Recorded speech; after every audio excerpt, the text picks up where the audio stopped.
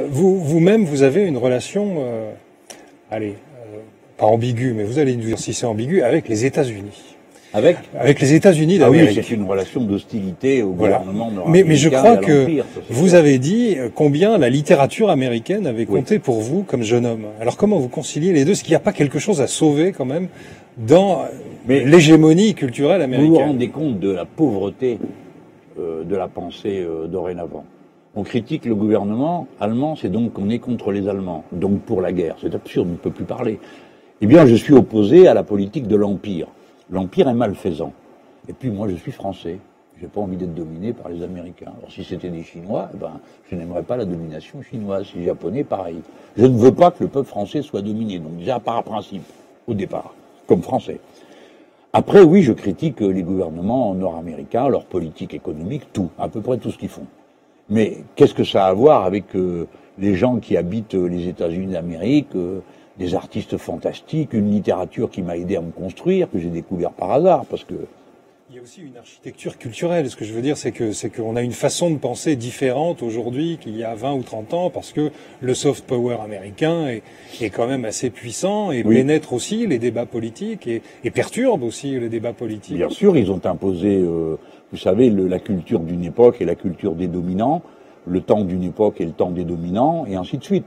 La culture nord-américaine qui s'est extrêmement rabougrie à quelques archétypes et à quelques procédés narratifs finalement très répétitifs, violence, voiture, coup de feu, sexe déshumanisé. Bon voilà, une fois qu'on a mis ça ensemble, vous les prenez dans un sens, dans l'autre, et c'est toujours la même histoire.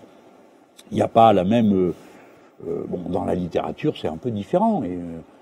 Mais où est le problème? Vous pouvez être contre le gouvernement des États-Unis et adorer Steinbeck. Moi, je vous parle de ceux que j'ai connus, Caldwell, parce que ça a bouleversé mon esthétique narrative, ou d'autres. Bon, on peut avoir aimé tel ou tel acteur de cinéma. On peut être fan de Marilyn Monroe, qui est une des femmes les plus intelligentes qu'il y ait eu pour parler et écrire. Bon, voilà, je la cite elle juste pour provoquer. Hein. Bon, voilà. Il n'y a pas de contradiction. Est-ce qu'il y a quelque chose à sauver? Il y a le peuple américain. Bon, alors il n'est pas toujours très glorieux, mais nous autres Français non plus. Alors donc, on va éviter d'entrer dans ce genre de considération si on ne veut pas se faire beaucoup d'ennuis pour rien.